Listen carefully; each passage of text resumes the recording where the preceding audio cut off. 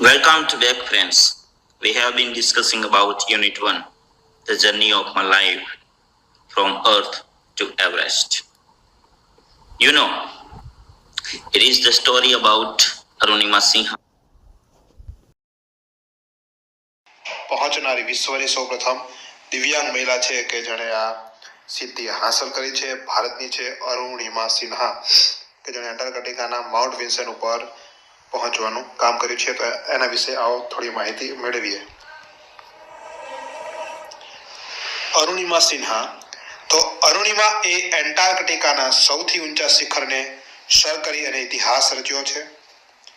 એવરેસ્ટના શિખર પર પહોંચનારી વિશ્વની સૌ પ્રથમ દિવ્યાંગ મહિલા તરીકેનો વિશ્વ વિક્રમ સર્જનારી ભારતની અરુણિમા સિન્હા એ એન્ટાર્કટિકાના સૌથી ઊંચા શિખર ઉપર સેન્ટ વિન્સનને સર કરી અને ઇતિહાસ રચી દીધો છે. એન્ટાર્કટિકાનું સૌથી ઊંચું શિખર એટલે સેન્ટ વિન્સન, જેને સર કરવાનું કામ જે છે આપણા ભારતની એક દિવ્યાંગ મહિલા કહી શકાય કે એણે કર્યું છે. એનું નામ છે અરુણિમા સિન્હા.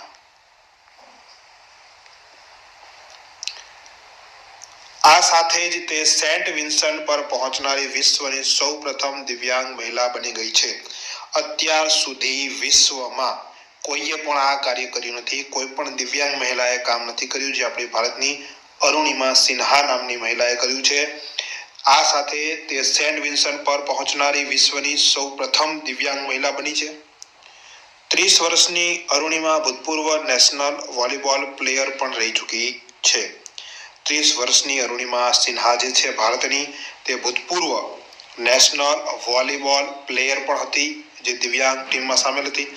માઉન્ટ વિન્સનની ઊંચાઈ 4892 મીટરની છે. 4892 મીટરનો માઉન્ટ વિન્સન જે છે એને સર કર્યો છે.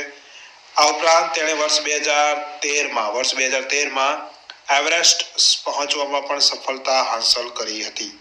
તો આ જે નામ છે અરુણિમા સિન્હા કે જેણે સમગ્ર વિશ્વમાં આપણા ભારત દેશનું નામ રોશન કર્યું છે, એક દિવ્યાંગ મહિલા તરીકે એને સફળતા મેળવી છે.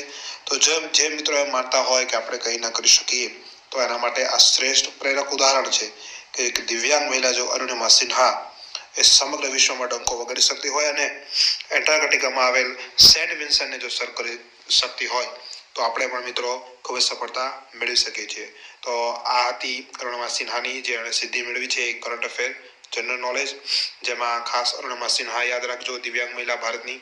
માઉન્ટ વિન્સન નામની એણે જે સર કરેલ છે અને એની ઊંચાઈ છે 4892 મીટરની ઊંચાઈ હતી જે એણે સર કરી છે અને વિશ્વમાં આવું એણે પ્રથમ કાર્ય કર્યું છે. આ ઉપરાંત વર્ષ 2013માં એણે જે એવરેસ્ટ સર કર્યો હતો એ વસ્તુ પર તમે યાદ રાખી શકો છો.